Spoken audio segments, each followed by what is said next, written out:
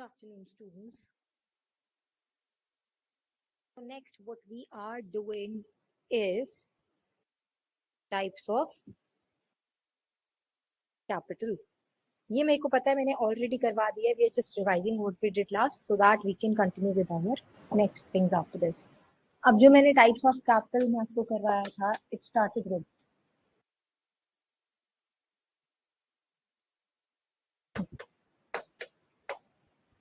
nominal और authorized capital. जो authorized है, right? जिसको आपने अपने MOA के थ्रू authorize करवाया था. Second, issued capital. Issued capital यानी इस ऑथराइज्ड या नॉमिनल कैपिटल में से आप कितना कैपिटल को इशू कर रहे हैं टू द पब्लिक, जो पब्लिक जिसे सब्सक्राइब कर सकती है, यानी जिसे पब्लिक खरीद सकती है जिन शेयर्स, और जो पब्लिक ने खरीद लिए वो क्या होंगे, आपके सब्सक्राइब्ड शेयर्स. लेट्स सपोज आपने जो ऑथराइज करवा लिया है एमओए के थ्रू वो है 10 करोड़. आपने उसमें से सिर्फ 1 करोड़ के शेयर्स को क्या किया है, इशू करने के लिए रखा है. उसमें से सिर्फ 90 लाख के शेयर्स क्या हुए, लेट्स सपोज सब्सक्राइब हुए कि 90 लाख की आपको एप्लीकेशन आई. अब उसमें से कितना आपने मनी मंगवा लिया, let's suppose you have called for 45 lakh out of that 90 lakh. ठीक है. अब इसमें से कुछ लोग डिफॉल्ट भी कर सकते हैं पेमेंट में. So this will be called your called up capital. And अगर किसी ने इसको पे करने में डिफॉल्ट किया, let's suppose you have reached 44 lakh 90,000 या 80,000 व्हाटसोएवर, तो मान लो किसी ने डिफॉल्ट किया, तो ये क्या हो गई, पेड अप कैपिटल, जिसमें जितनी उन्होंने पे कर दी है. कॉल्ड अप कितनी आपने मंगवा ली है, इशूड में से कितनी उन्होंने पे कर दी है, is paid up capital. Right. Then we had shares. Shares में कितने टाइप के शेयर्स होते हैं, प्रेफरेंस एंड इक्विटी. देन जो इक्विटी है आगे, विद यूनिफॉर्म वोटिंग राइट्स,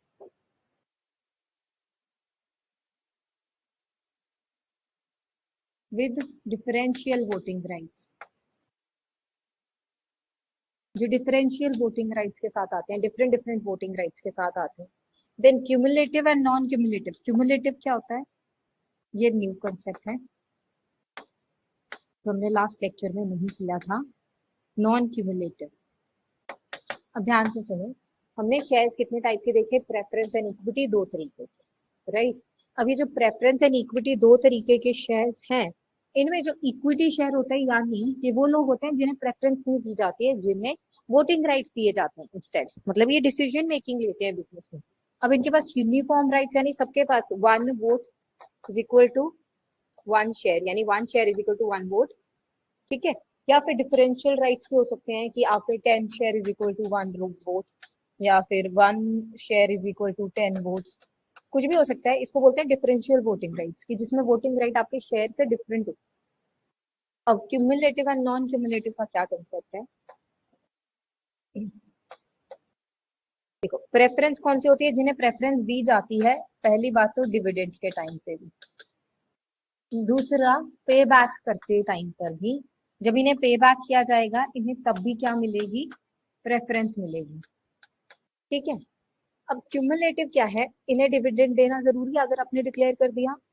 तो क्यूमुलेटिव में क्या होता है, लेट्स सपोज आप एक साल में बिकॉज ऑफ लॉसेस आप इन्हें डिविडेंड नहीं दे पाए. लेट्स सपोज आप 2023 से 24 में डिविडेंड दे चुके हो, 24-25 में क्या हो गए, लॉसेस हो गए, आप डिविडेंड नहीं दे पाए. फिर 25-26 में आप दे सकते हो, आपको प्रॉफिट में. लेकिन इस टाइम पे 25-26 में आपको 24-25 के डिविडेंड साथ में देने पड़ेंगे. यानी ये जो फाइनेंशियल ईयर था 2024 से 25 वाला, इसमें आप नहीं दे पाए थे ना इन्हें डिविडेंड्स, तो वो क्या हो जाएंगे, कम्युलेट हो जाएंगे, इकट्ठे हो जाएंगे।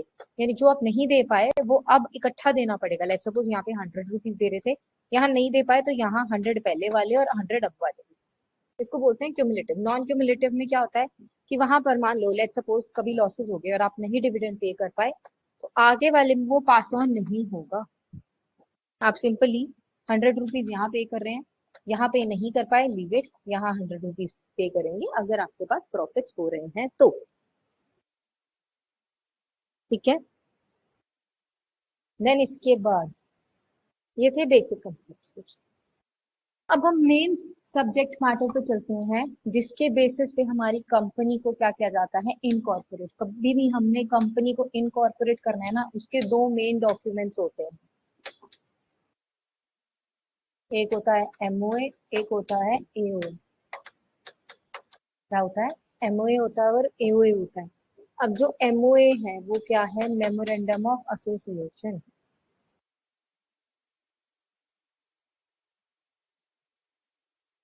ये क्या है, मेमोरेंडम ऑफ एसोसिएशन।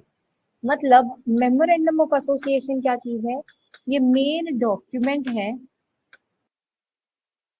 कंपनी का मेन चार्टर है, जहां पर कंपनी के बारे में बताया जाता है, कंपनी के ऑब्जेक्ट्स के बारे में बताया जाता है कि कंपनी खुली क्यों है, पर्पस क्या है कंपनी का। तो इसमें कुछ क्लॉजेज होते हैं, क्लॉजेज यानी कुछ बातें दी होती हैं। कुछ मेन क्लॉजेज क्या है, सबसे पहले नेम क्लॉज, कि कंपनी का नेम क्या है आप उसे डिस्क्राइब करें। अब कंपनी का नेम कैसा नहीं होना चाहिए, कुछ भी अनडिजायरेबल नहीं होना चाहिए। ट्रेडमार्क एक्ट को जो किसी ने ऑलरेडी अपना नाम रिजर्व करवा रखा है उसको मतलब इंफ्रिंज ना करे, उसे खराब ना करे। दूसरा, किसी भी कंपनी जो ऑलरेडी एग्जिस्टिंग कंपनी है, जैसे वो जारा है, टॉमी है, मैकडी है, डोमिनोज है, तो मैं ऐसा भी कोई नाम नहीं रख सकती जो ऑलरेडी एग्जिस्टिंग कंपनी है। यानी अनडिजायरेबल नेम नहीं होना चाहिए, कुछ अजीब सा नाम नहीं होना चाहिए, जैसे टेररिज्म ग्रुप कंपनी लिमिटेड, ऐसा कुछ अनडिजायरेबल नेम नहीं होना चाहिए। कॉपीड नेम नहीं होना चाहिए और एग्जैक्ट सेम नेम नहीं होना चाहिए, या ट्रेडमार्क एक्ट को इंफ्रिंज करे ऐसा नेम भी नहीं होना चाहिए। ठीक है। Second what we have, capital clause. अब ये कैपिटल क्लॉज मैंने अभी आपको बताया था कि जो आपकी कैपिटल होती है, नॉमिनल कैपिटल या ऑथराइज्ड कैपिटल, आप इसके बारे में कहाँ पे लिखते हैं, मेंशन करते हैं, एमओए। फिर जो कैपिटल क्लॉज है ना, इसमें आप अपनी कैपिटल के बारे में बताएंगे कि कंपनी की कैपिटल कितनी रहेगी, हमें इन्वेस्टमेंट चाहिए कितनी, और हम पब्लिक से कितने पैसे रेज करेंगे, कितने फंड्स रेज करेंगे, ये आपको यहाँ डिस्क्लोज करना है in your capital clause. Now, the third one is your liability clause. Liability clause से पहले एक है object clause. अब object clause, another thing, आपका नाम क्या है, आपका काम क्या है, और आप कितने वैसे रेज करेंगे। So काम क्या है is your second clause, वैसे तो I'm explaining it now. अब object clause में क्या बताओगे, आप अपने objectives और purposes for what you have started this company. इस कंपनी में आप क्या क्या काम करेंगे, क्या क्या ऑब्जेक्ट्स हैं आपके, क्या क्या पर्पसेस हैं आपके, वो सब कुछ आपको मेंशन करना है ऑब्जेक्ट क्लॉज में। ऑब्जेक्ट ऐसा नहीं होना चाहिए जो इलीगल हो, या ऑब्जेक्ट ऐसा नहीं होना चाहिए जो आपके किसी भी इंडियन एक्ट को इन्फ्रिंज करता हो। ठीक है, okay great. Now coming to your fourth clause, that is the liability clause. अभी जो लायबिलिटी क्लॉज है ना, ये यहाँ क्यों मेंशन किया है कि हमें ये पता चले कि हमारी लायबिलिटी अनलिमिटेड है या लिमिटेड है। सबसे पहली बात, अगर लिमिटेड है तो लिमिटेड बाय शेयर्स है या लिमिटेड बाय गारंटी है। मैंने टाइप्स ऑफ कंपनीज में करवाया था, क्या बोला मैंने कि आपकी कंपनी, जनरली लोग कंपनी खोलते हैं कि लिमिटेड लायबिलिटी मिले, और generally he limited by shares होती है गारंटी, मतलब आपकी जो कंपनी है उसमें लिमिटेड बाय शेयर्स होती है कि जितने के भी शेयर्स आपने ले लिए हैं, खरीद लिए हैं, बस आपकी लायबिलिटी उतनी ही रहेगी। लेकिन कुछ कंपनीज होती है जिनमें शेयर कैपिटल होती ही नहीं है, वहां क्या चलती है, गारंटी और इन्वेस्टमेंट। लेट सपोज कुछ प्राइवेट कंपनीज है जिन्होंने शेयर में डिवाइड ही नहीं कर रखा, वो क्या देते हैं, अपने शेयर होल्डिंग देते हैं, यानी शेयर होल्डिंग भी सॉरी कैपिटल देते हैं अपनी कंपनी से, ओनरशिप देते हैं। तो यानी वो वहां पर क्या लेते हैं आपसे, गारंटीड अमाउंट लेंगे। तो लेट सपोज मैं 10 लाख रुपीज की गारंटी लेता हूँ, ठीक है, और कोई पर्सन आए, वो बोले मैं 5 लाख की लेता हूँ, कोई बोले मैं 20 लाख की इन्वेस्टमेंट करना चाहता हूँ, तो मतलब आपने जितनी इन्वेस्टमेंट करी वो आपकी गारंटी हो जाती है। अब unlimited company is another type of company, जिसमें आपकी लाइबिलिटी मेंबर्स की अनलिमिटेड रहती है, जैसे कि मेंबर्स की लाइबिलिटी अनलिमिटेड रहती है इन दी पार्टनरशिप टाइप ऑफ बिजनेस, ठीक है। तो आप लाइबिलिटी क्लॉज में क्या स्पेसिफाई करेंगे कि आपकी कंपनी की लाइबिलिटी कितनी है, कैसी है और किस नेचर की है, वेदर लिमिटेड बाय शेयर्स है, लिमिटेड बाय गारंटी है, अनलिमिटेड है। Then the fifth one is association clause,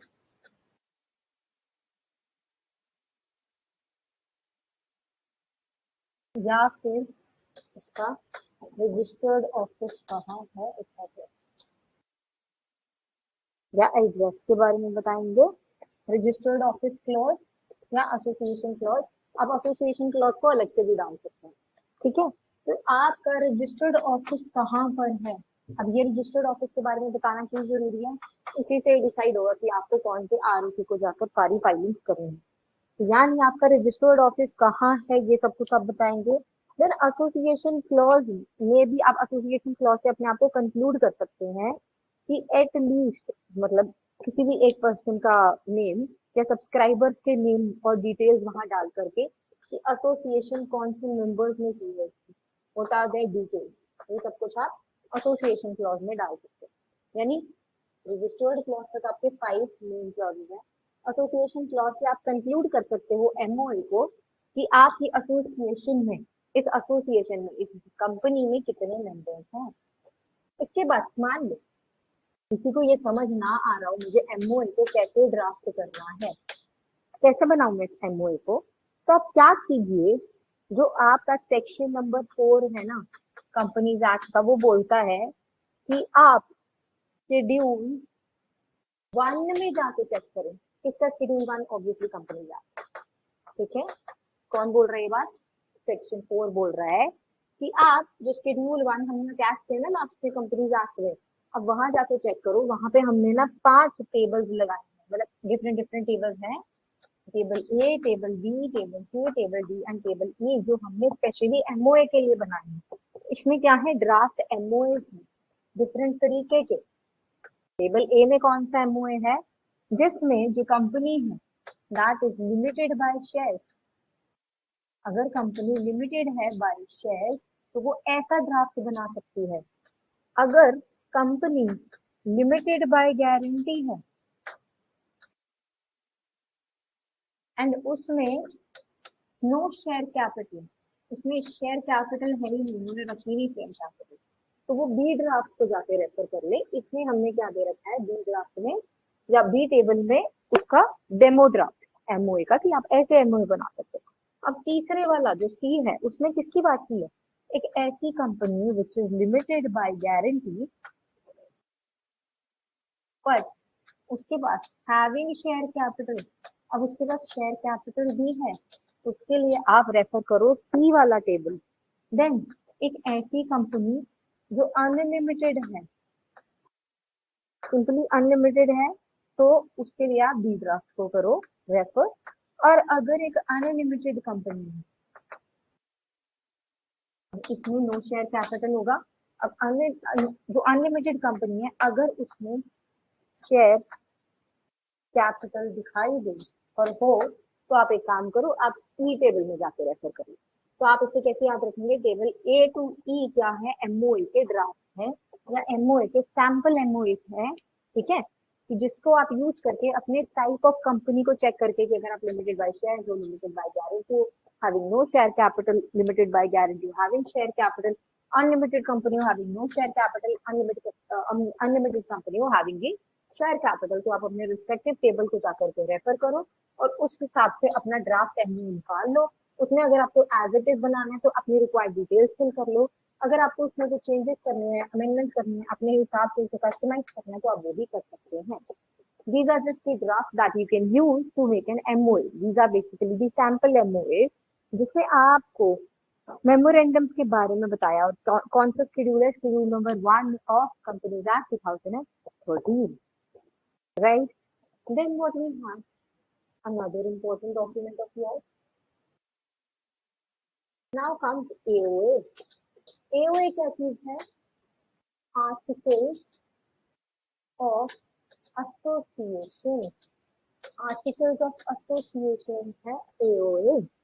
अब जो AOA है ना बच्चों, आर्टिकल ऑफ एसोसिएशन, ये डिफरेंट कैसे आपके MOA से? आर्टिकल ऑफ एसोसिएशन में बच्चे सारे रूल्स एंड रेगुलेशन होते हैं. MOA की बात करते वो सेक्शन नंबर 4 में करी थी. AOA की बात सेक्शन नंबर 5 के अंदर करी गई है ऑफ कंपनीज एक्ट 2013. ठीक है. अब इसके अंदर ये क्या क्या चीजें बताएंगे आपको. MOA क्या था? Introductory document. AOA क्या है? रूल्स एंड रेगुलेशन बताएगा. MOA में तो बस इतनी बात हो रही थी, मतलब क्योंकि आपकी जो कंपनी है उसका नाम क्या है, कहाँ पर सिचुएटेड है, कौन सा उसका रजिस्टर्ड ऑफिस है, क्या कितनी उसकी लाइबिलिटी है, कितनी ऑथराइज कैपिटल है, किन किन लोगों से मिलके बनी, बेसिकली भी इंट्रोडक्टरी पार्ट. अब internal affairs of the company कि कंपनी को मैनेज कैसे किया जाएगा, कितनी मीटिंग्स होंगी, कौन कौन मीटिंग होल्ड करेगा, किसके पास कितनी पावर्स हैं, कैसे किसको बिहेव करना है, क्या रूल्स है, क्या रेगुलेशन है, वो सब कुछ आपका कौन बताता है? एओए. तो AOA basically gives the rules and regulation of the company और इंटरनल मैनेजमेंट से डील करता है. देखो वो किस लिए है? ये जो MOA है वो तो सिर्फ आपको इंट्रोडक्शन देता है, यानी आउटर वर्ल्ड के लिए बनाया है हमने कि हम ये है, हमारी पहचान है. जैसे हमारा आधार कार्ड है, हम कौन है, हमारे पिताजी का नाम क्या है, हमारी माता जी का नाम क्या है, हम कहाँ के निवासी हैं, सब कुछ मेंशन है उस आधार कार्ड पे. यानी वो हमारा एक पहचान पत्र है, काइंड ऑफ, कि हमारी एक पहचान कि हम भारत के निवासी हैं, तो हमारे पास ये आधार कार्ड है. तो बेसिकली वो जो इंट्रोडक्टरी डॉक्यूमेंट है, अपना पहचान बनाने के लिए जो डॉक्यूमेंट यूज करती है कंपनी, वो होता है MOA. जो लोगों को बताता है कि कंपनी का नाम क्या है, काम क्या है, कहाँ सिचुएटेड है, कहाँ रहती है. ठीक है. इसके बाद MOA क्या बताता है कि घर के अंदर, कंपनी के अंदर के रूल्स एंड रेगुलेशंस कैसे है. तो इसमें क्या क्या चीजें मेंशन्ड होती हैं. इट कंटेन्स द रेगुलेशन, कैसे जो रेगुलेशन है उन्हें कैसे गवर्न किया जाएगा, कंपनी के rule, inclusion of matters dealing with company, यानी कंपनी जिन भी मैटर्स के साथ डील कर रही है आप वो भी यही इंक्लूड कर सकते हो एओए में. लाइक लेट सपोज जो भी उसका पर्पस था उसको करने के लिए उसको क्या क्या काम करने पड़ेंगे, क्या क्या एक्टिविटीज, वो सारी एक्टिविटीज कैसे की जाएंगी, उसका प्रोसेस आप यहाँ मेंशन कर सकते हैं. Then it also contains provisions of entrenchment. Entrenchment क्या होता है? IENTRENCHMENT. इंट्रेंचमेंट क्या है? ये इंट्रेंचमेंट, इंट्रेंचमेंट का मतलब होता है किसी भी प्रोविजन को और स्ट्रिक्टर बना देना. लेट सपोज कंपनीज एक्ट तो बोल रहा है कि आप 4 क्या करिए, मीटिंग्स करिए, लेकिन आपने कितनी मीटिंग्स कर दी हैं अपने एओए में? तो हम एक साल में 6 मीटिंग्स करेंगे. यानी आपने इस प्रोविजन को क्या कर दिया? इंट्रेंच कर दिया. इंट्रेंचमेंट ऑफ प्रोविजंस का मतलब होता है to make the provision even more stricter. Then आपको ये बताना है कि मैनर क्या है, manner of inclusion of the entrenched provision. ये जो इंट्रेंच्ड प्रोविजन है ना, इनको कैसे ऐड किया जाएगा, क्या मैनर होगा उसका, वो भी कहाँ मेंशन किया जाएगा? इसी एओए में. इसके बाद नोटिस कैसे देना है रजिस्ट्रार को? नोटिस देना है to the registrar for entrenchment. Entrenchment के लिए कैसे देना है, plus other matters also which are related to the company. और बाकी मैटर्स के लिए भी आप नोटिस किस तरीके से देंगे, अदर देन अगर आप कंपनी एक्ट को फॉलो करते हुए कुछ डिफरेंट करना चाहते हैं तो वो भी आप अपने एओए में ही मेंशन करेंगे। देन कोई भी मॉडल आर्टिकल्स जो आप अपने हिसाब से बनाना चाहते हैं वो भी आप इस आर्टिकल ऑफ एसोसिएशन में ही डालेंगे। ओके, नाउ अब वही सेम बात कि मैम हमें नहीं पता कि एओए बनता कैसे है, हमें समझ ना आया कि कैसे रूल्स एंड रेगुलेशन रखे जाते हैं, कैसे इसे चेक किया जाता है। तो टेबल ए टू ई तो किसके थे? एमओए के। अब table F, G, H, I and J, यानी आपका एफ टू जे जो टेबल्स हैं they are for your AOA. अब ये जो एफ टू जे टेबल्स है ना, ये आपके आर्टिकल्स ऑफ एसोसिएशन की बात करते हैं कि आपके जो आर्टिकल्स ऑफ एसोसिएशन हैं उनके ड्राफ्ट डॉक्यूमेंट्स कैसे बनने चाहिए। सेम जैसे जो मैंने 5 कंपनीज ऊपर बताई थी ना, कि company having share capital, company not having share, company limited by shares, company limited by guarantee not having share capital, company limited by guarantee having share capital, company with unlimited liability, company with unlimited liability having the share capital. तो वो सारे ही यहाँ पर ही cover होते हैं F, G, H, आई, जे में। Same आपके लिए ड्राफ्ट दे हुए हैं उन्होंने इन रिस्पेक्टिव कंपनीज की, आपके एओए के लिए भी, राइट।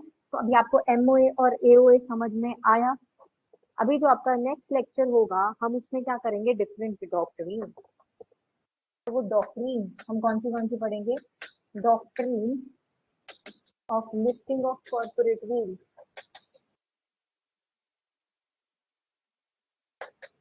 क्या है ये doctrine listing of corporate rule की? Then ultra vires. Ultra vires क्या होता है? बियॉन्ड पावर्स, यानी आप अपने एमओए और एओए के बियॉन्ड नहीं जा सकते हैं। तो इस अल्ट्रा वायर्स की प्रोविजंस को पढ़ेंगे। Then indoor management and constructive notice. ये कुछ क्या है, डॉक्ट्रिन है जिसे हम पढ़ेंगे हमारे नेक्स्ट लेक्चर में, right. So that is it for class for today, and then move to the next lecture for the doctrines wala part.